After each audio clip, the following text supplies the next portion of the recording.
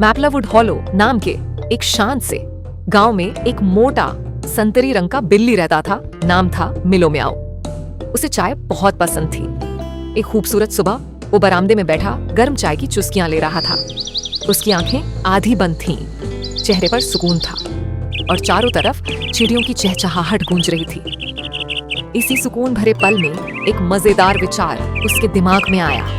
उसकी आंखें अचानक पूरी खुल गईं और वो खुशी से उछल पड़ा। मैं अपनी खुद की चाय की दुकान खोलूंगा, उसने ठान लिया।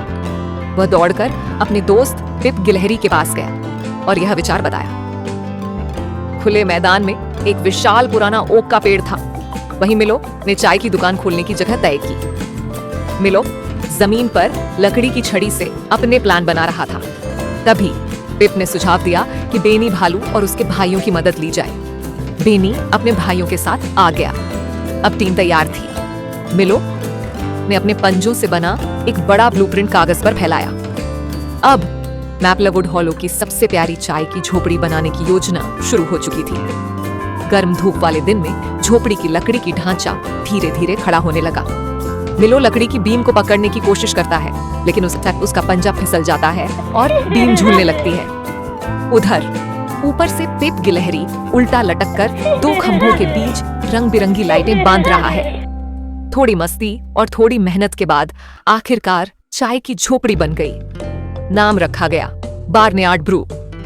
बड़ी धूमधाम से उद्घाटन का दिन आया। गांव के सारे जानवर आमंत्रित थे।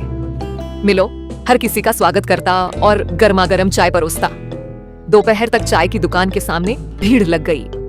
गिलहरियां, बीवर, उल्लू सब आए। सबको वहां चाय, अपनापन और कहानियां मिली। अगले दिन एक खास मेहमान आने वाली थी, मेयर हेनरिटा हेन। लाल कारपेट बिछा था। एक छोटी गोल्फ कार आई और उसमें से निकली मेयर हेनरिटा। मिलो ने उनका स्वागत किया और बड़े प्यार से उन्हें एक प्याली चाय थमाई। मेयर ने जैसे ही चाय की चुस्की ली, चेहरे पर मुस्कान आ गई। यह तो जानवरों की आधिकारिक चाय की दुकान होनी चाहिए, उन्होंने घोषणा कर दी। अब तो बार्नयार्ड ब्रू की चर्चा हर जगह होने लगी। दूर क्षितिज से 3 बकरों के भाई गिब्बी, कॉबी और गूबर स्टाइल में आए। तीनों ने हवाई शर्ट और बड़े चश्मे पहने हुए थे। वे काउंटर पर ताजी घास डालकर बोले, चाय दो। मिलो हैरान रह गया। उसने मना किया और कहा कि घास नहीं चलेगी, कल आना। शाम को लाइटें जल उठी और चाय की दुकान के सामने एक लकड़ी का डांस फ्लोर पर आया डीजे स्टिंग। डीजे स्टिंग ने धुन बजाई और मिलो के सिर पर चाय का कप रखकर डांस करने लगा। मिलो ने भी कप संतुलित करते हुए कुछ डांस स्टेप्स मारे। सब तालियां बजा उठे। एक सुबह मिलो जैसे ही चुपचाप दुकान में घुसा, देखा कुकीज का डिब्बा खुला है और कुछ गायब है। ओहो! मिलो ने अपना जासूसी टोपी पहना, मैग्नीफाइंग ग्लास उठाया और सुराग ढूंढने लगा। आटे के निशान थे जो उसे झोपड़ी के पीछे झाड़ियों तक ले गए। वहां झाड़ियों में कौन था? रिक्की रैकून कुकी खाते हुए। मिलो ने सीटी बजाई, तू पकड़ा गया। रिक्की का मुंह खुला का खुला रह गया। फिर वह हंस पड़े। मिलो ने उसे सजा दी, अब सारी कुकीज तू ही बनाएगा। रिक्की खुशी से मान गया। दोनों को एक साथ काम करने में मजा आया। दोनों ने स्पैटुला से हाई फाइव किया और ताजा कुकीज की खुशबू हवा में फैल गई। कुछ दिनों बाद अचानक एक तेज तूफान आया।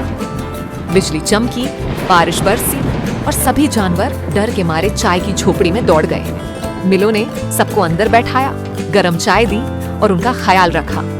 अगली सुबह सुनहरी धूप, ताजी जड़ी बूटियों की महक और आसमान में एक इंद्रधनुष। मिलो ने बाहर आकर कुकीज को हवा में उछाला जैसे वो कन्फेटी हो।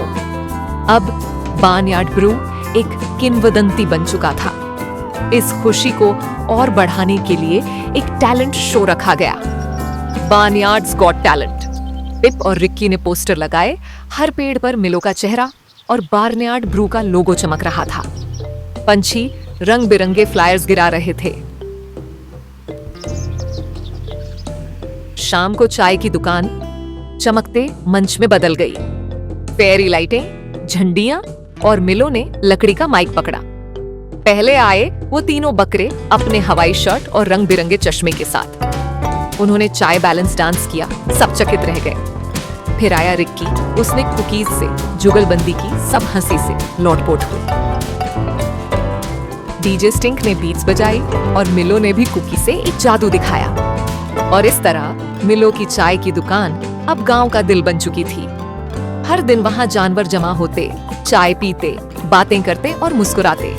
मिलो हर कप चाय में प्यार डालता था, क्योंकि एक गरम कप चाय और एक प्यारा दिल किसी भी दिन को यादगार बना सकता है। तो बच्चों, कमेंट में बताओ, क्या तुम मिलो की चाय की दुकान की और मजेदार कहानियां सुनना चाहोगे?